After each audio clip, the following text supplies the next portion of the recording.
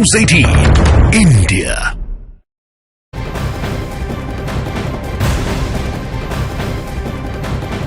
America को Iran से बहुत बड़ी धमकी मिली है। ईरान ने कहा है कि अमेरिका की सर्जिकल स्ट्राइक वाले हमलों के खिलाफ हैं और अब अमेरिका के इस अटैक के बाद आग और ज्यादा भड़केगी। अमेरिका ने अपने मिलिट्री बेस पर हमले के बाद जवाबी कार्रवाई में इराक और सीरिया के अंदर 85 टारगेट पर बम गिराए हैं। ये हमले जिन अड्डों पर किए गए हैं वहां ईरान के समर्थक वाले गुटों का ठिकाना बताया जाता है। इब्राहिम रईसी ने यह भी कहा है कि ईरान पर कोई हमला करेगा तो उसका मुंह तोड़ जवाब दिया जाएगा। अब साफ तौर से ईरान का ये कहना है कि अमेरिका ने उसके समर्थित गुटों पर हमला करके बहुत बड़ी गलती कर दी है और अब इसे लेकर अमेरिका के खिलाफ पश्चिम एशिया में गुस्सा बढ़ता जा रहा है। इस वक्त पश्चिम एशिया में नए युद्ध के हालात साफ साफ नजर आ रहे हैं। पूरे पश्चिम एशिया में अमेरिका के बहुत से अड्डे हैं और यहाँ अमेरिका के करीब 40 सैनिक तैनात हैं। और अब ईरान की डायरेक्ट धमकी के बाद बाइडेन को भी महसूस हो रहा है कि उनके अड्डों पर बड़ा हमला हो सकता है। सवाल है कि क्या ईरान बहुत जल्दी अमेरिका के मिलिट्री बेस पर बड़े हमलों को अंजाम देने जा रहा है।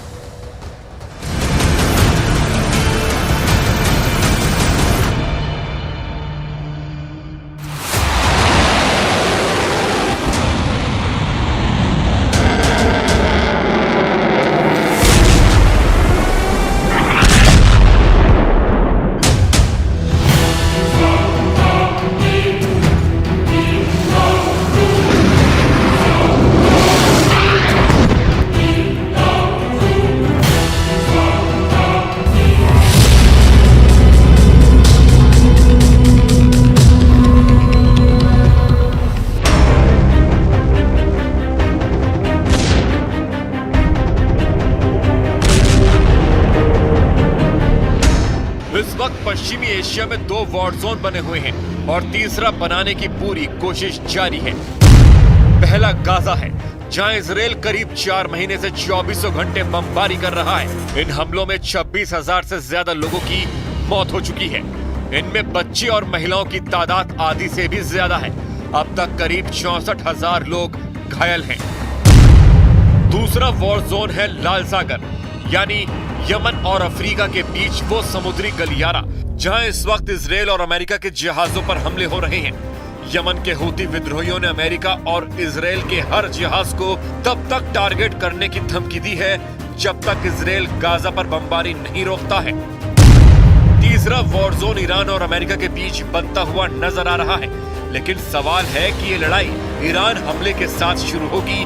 ما طبیعتاً هر حرکتی رو علیه جبهه مقاومت محکوم میدونیم و مطرود میدونیم و محکوم میکنیم. इसीलिए बाइडेन और रईसी दोनों एक दूसरे के खिलाफ खड़े हुए नजर आ रहे हैं और उनके चारों तरफ युद्ध का माहौल साफ साफ नजर आ रहा है। इसमें मिसाइल भी है, इसमें टैंक भी है, इसमें ड्रोन भी है, इसमें स्पेशल फोर्स का ऑपरेशन भी है। बाइडेन इस वक्त अपने तरकश में हर वो हथियार देखना चाहते हैं जो उन्हें इजराइल के खिलाफ ऐसा युद्ध लड़ने की ताकत दे जिससे अमेरिका और खाड़ी में उसके दोस्तों को भी कम से कम नुकसान हो। I don't think we need a wider war in the Middle East. That's not what I'm looking for. جمهوری اسلامی ایران جواب او رو جواب محکمی خواهد داد. क्या ईरान और अमेरिका का युद्ध शुरू होने वाला है? क्या अमेरिका फरवरी के महीने में ही ईरान पर बड़ा हमला कर देगा?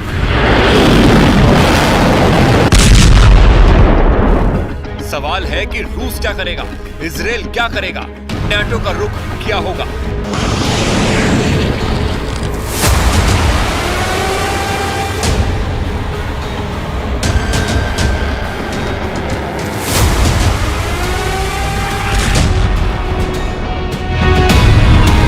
ईरान पर इल्जाम इसलिए लग रहा है क्योंकि ईरान से जिस मिलिशिया गुट ने इस हमले की जिम्मेदारी ली है उसको ईरान का पूरा समर्थन है।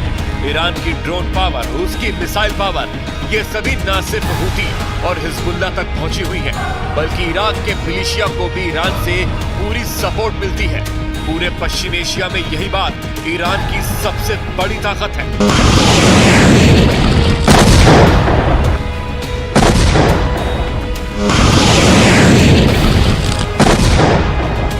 Iran continues to destabilize the region. This includes backing terrorists who attack our ships in the Red Sea and the US is leading international efforts to end these attacks.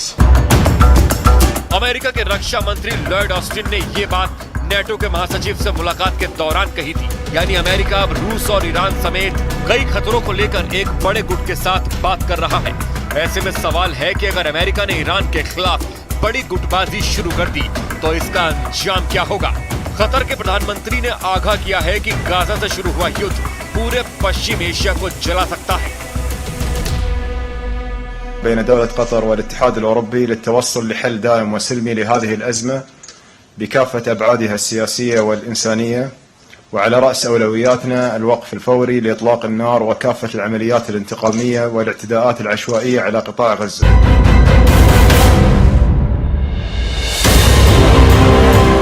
Gaza में Israel की बमबारी के बाद चिंगारी Lebanon पहुंच सकती है। Jordan खतरे में है। मिस्र के इजरायल से संबंध बिगड़ने लगे हैं। इराक का मिलिशिया हमला कर रहा है और हूती ने जिस तरह से लाल सागर को कंट्रोल किया है उससे अमेरिका और यूरोप का समुद्री व्यापार खतरे में है। और अब इन सब वॉर जोन के बाद ईरान और अमेरिका के युद्ध का खतरा सबको सता रहा है। دنبال تنش با هیچ طرفی نیست و معتقد هست که منطقه و جهان بیش از این پذیرش و گنجایش ایجاد تنش‌های جدید अमेरिका का एक समुद्री बेड़ा हमेशा ईरान के करीब मौजूद रहता है। उसकी परमाणु पनडुब्बियां भी ईरान के आसपास घूमती रहती हैं। इन सब के बीच अमेरिका के बेस पर जो हमला हुआ है, एक तरह से अमेरिका और ईरान के बीच तनाव का नया अध्याय शुरू हो चुका है। अमेरिका और ईरान के बीच दुश्मनी अब एक नए लेवल पर पहुंचने वाली है, जिसका नुकसान पूरी दुनिया को उठाना पड़ सकता है। Jeopardy.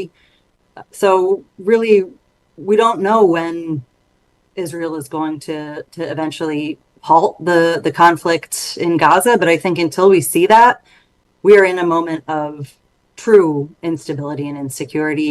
Again, that jeopardizes the lives of many millions of people.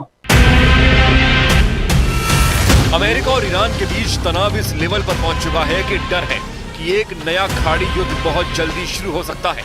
इसीलिए सवाल है कि क्या इराक और अमेरिका के बाद अब ईरान और अमेरिका की जंग होगी, और हुई तो इसका दायरा कहां तक फैलेगा। अमेरिका और ईरान का युद्ध क्या वर्ल्ड वॉर में तब्दील हो सकता है?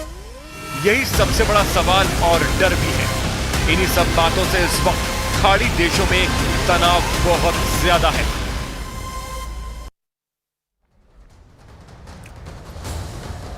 और इंडी गठबंधन का क्या होगा, जबकि हर दूसरी पार्टी या तो बगावत यहां पर कर चुकी है, गठबंधन छोड़ चुकी है या छोड़ने की तैयारी में है। ममता बनर्जी अपनी राह निकाल चुकी हैं। नीतीश कुमार एक बार फिर पलट चुके हैं। केजरीवाल दिल्ली और पंजाब में कांग्रेस की मांग पूरी करने के लिए तैयार नहीं है। तो सवाल है फिर इंडी गठबंधन का क्या होगा?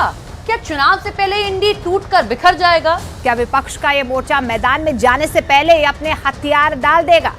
देखिए इंडी की अंत कथा की ये स्पेशल रिपोर्ट।